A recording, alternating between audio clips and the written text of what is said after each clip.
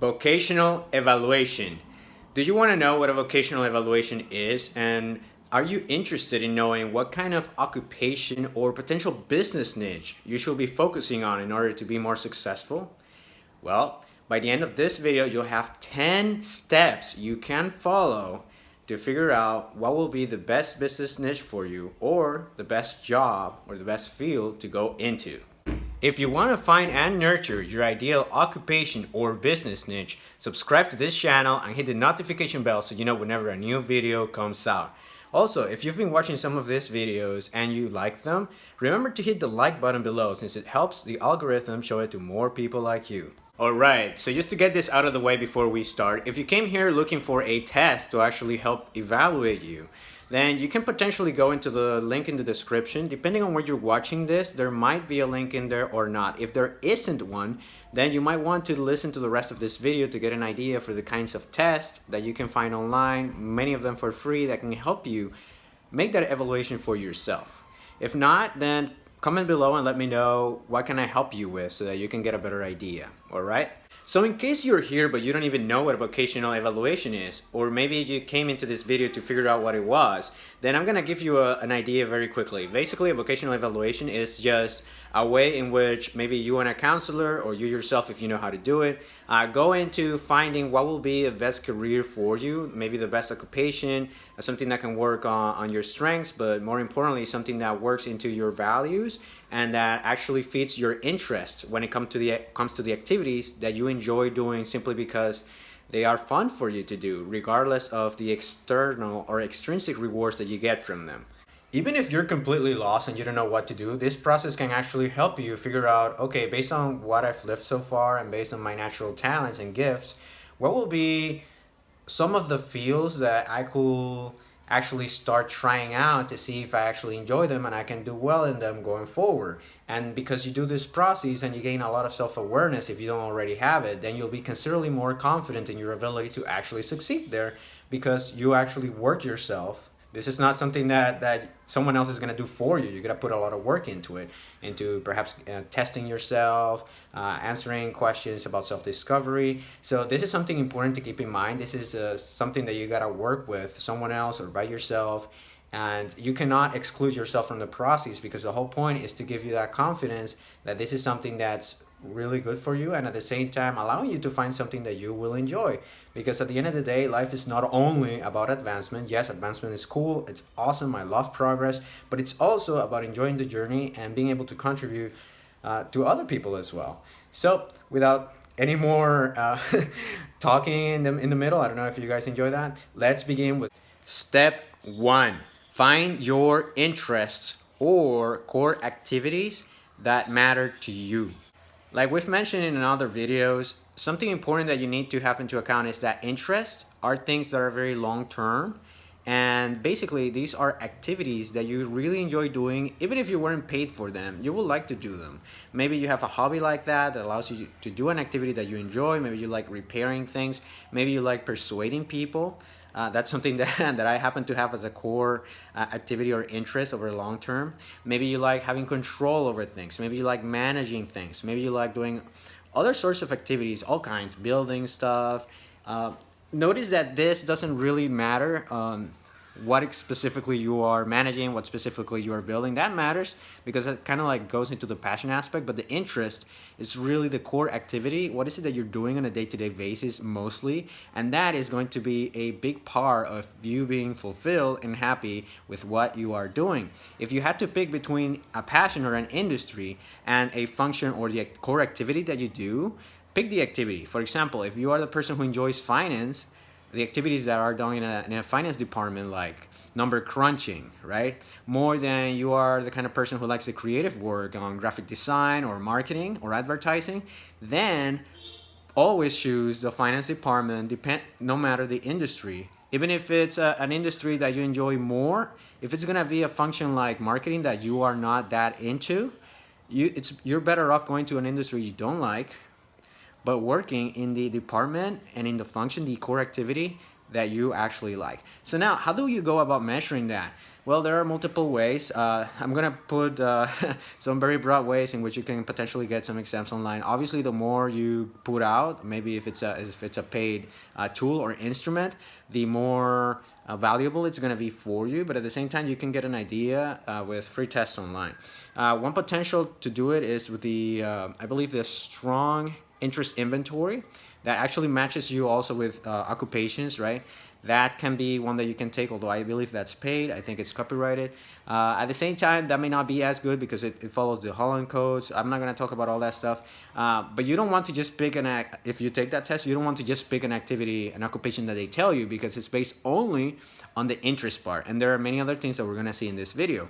Another possibility for finding your interest. There is a book out there called Whistle While You Work, and the authors, they did a great job of actually distilling 52 core activities that you may like. And they created a card game, as in, I show you two activities, kind of like a flashcard game. I show you two activities, pick one, and go on and so forth until you have like a few. And those few that you really preferred over all the others, when you match them one versus the other, are going to be the core ones that you are going to want to investigate further. Step 2, find out your values. This is something that you could also do with a DISC profile test. You can take one for free, I believe, on Tony Robbins' website. That will also give you an idea of your strengths when it comes to your communication style. But I believe they always put it somewhere by the end of it.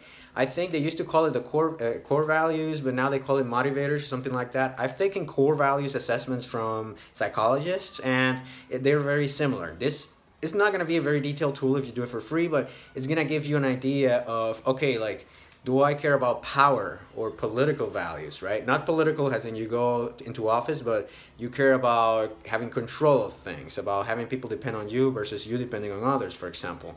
Do you care about economics, the money? Do you care about theoretical stuff, like you care about knowledge and knowing more information, knowing more than others? Do you care about regulatory stuff, traditional things like having your own home? Do you care about aesthetics, about things looking beautiful? This is very important because at the end of the day, if you're not fulfilling your core values in what you're doing, you're gonna hate it. Step 3, find an industry or a subject you can get passionate about. This is mostly a self-discovery process. You can also do it with potential tests online. But at the end of the day, it comes down to what are some of the subjects that you are passionate about or you're interested in, more than just the activity, right? Because, for example, you could be someone who's interested in selling stuff, but and that's the activity, right? The interest that we talk in step 1.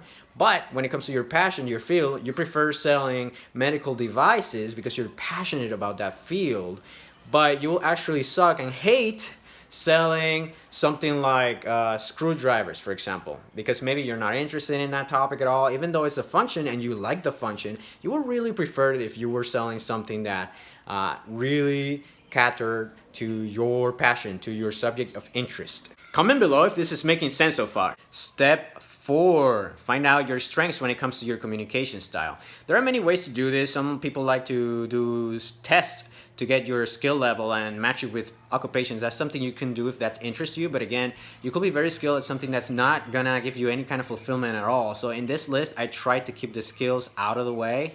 So you can go for something that even if you're not skilled, you can grow into. So like we mentioned before, you can take the DISC profile test to give you an idea for that. That'll give you on 4 metrics. Go for the one that says natural style. You're either someone who is an introvert or extrovert, and at the same time, you're either someone who cares more about dealing with people than with dealing with tasks, or the other way around. So there are 4 possibilities given those 2 metrics. You'll see it once you take it. You can take it online, or again, if there may be a link in the description. At the time of this video being published, there won't be one, but that's okay. This is just to give you the information and to help you, all right? So something else you might want to see is step 5, and that has to do with the culture. How do you find out if a culture is good for you? Well, you can find tests online that are different, but you should be measuring things such as, okay, like, is this an environment that requires me to be very decisive? How extroverted do I need to be? Can I be an introvert? Should I be an introvert? Is this an environment that's an extrovert environment? That's going to be very important for you, like we mentioned in our Career for Introverts video that must be published by now. Also, you have to figure out if that is an environment that's going to require you a lot of innovation, like it's going to require you to change your schedule, your structures. Do you have to travel a lot? Do you not? Is that something that you want to do, that you're good at? And also, when it comes to collaborating with your colleagues, is this something in which you're doing, I don't know, like consulting, a lot of teamwork? Every single day you are in a room with another 5 people and you are very tight knit and you're talking and communicating with each other every single moment of the day? Or is that something that sounds like a nightmare to you? That's going to be very important, because a work culture that has several of those important metrics that is against what you prefer, it's going to be a nightmare. It's going to be very difficult, and it's going to be something that you're not going to do well in long term. Step 6, preferences. More than just the skill sets or the actual core activities that interest you, this comes more to the kind of what kind of lifestyle do you want to have? What kind of income do you need to have in order to maintain maybe your family, yourself, or to be happy yourself? What kind of area do you want to work in? What kind of people do you want to work with? Preferences are sometimes seen in a different light, but this is the kind of preference that I like to go with, because having your core values is important, but at the same time, you want to go down and be more specific with regards to the kind of lifestyle that you want to have and the kinds of things that are deal breakers for you, because maybe something has your core values in it, a field, an occupation, but you might have to do something every once in a while that is a no-go for you, something that you're absolutely not do, or something that you will have to do on a day-to-day basis that you can't deal with. To discover these, it's mostly a self-discovery process. You can work with it with a counselor or maybe with yourself. You just have to make very good questions. Good questions, one that's very specific and has multiple parts to it. For example, instead of saying, what am I going to do tomorrow? Say, what am I going to do tomorrow that's going to help me make money in my current profession by doing XYZ, right? Like, the more specific, the more parts it has to it, the more you can actually work with it. Step 7, put it all together. Now that you have all of that assessment put in, and you may have done it in different ways, you got to put it all together and make sense of it. This is something, again, where you can potentially get some help either reading online on how to do it, or just subscribe to this channel and hit the like button so that you get more information on how you can do it yourself. Or again, like, you can actually just work with a counselor that can actually help you make sense of all of this and potentially map all of your information with careers out there in which people with your preferences and interests can actually flourish and have flourished before. Step 8 is to actually test out the few possibilities you've narrowed down to. Now that you have a few occupations that might be really good for you based on all of this comprehensive process, then you have to actually try them out. The test of fire is you're actually doing the job, you really do enjoy it, and you've been doing it for a while, and you feel like it really is the deal for you, and you can just continue doing it. Step 9 is to actually reassess and adjust. You will not necessarily hit something that's best for you right away, and that's fine. Maybe something that you discarded along the way is better. Maybe there are some possibilities that you haven't considered yet. And at the end of the day, the whole process we've done so far is a research process and a process of self-awareness. And when it comes to actually getting things in real life, you have to put action to them. So you're not actually going to get there unless you have a plan. So this is a part in which you start readjusting, you start creating an actual plan in which you can execute and do things as you go until you finally find something that you're settled in and that you want to continue doing over the long period of time. And step 10, in which you actually operationalize everything that you have already. Now that you have settled on an occupation that you want to keep going with, something that's a vocation, something you can feel really good in, you want to create habits that will actually help you succeed. It has to do with the whole thing about mindset, the things that you're reading, what you're feeding your mind so that you stay on track, especially if you are one of those who wants to build a business, right? And you discover your business niche and there's so much about it that's about the mind game and about doing it long term, then that's going to be important for you. This is something we can talk more about, so let me know in the comment section below if you want us to cover those topics as well. And that is something that's very important. Again, like actually operationalizing things, habitualizing things. Like at this hour every single day, I'm gonna do this, which is gonna be a trigger. Maybe when you have breakfast, after breakfast, I'm gonna do this.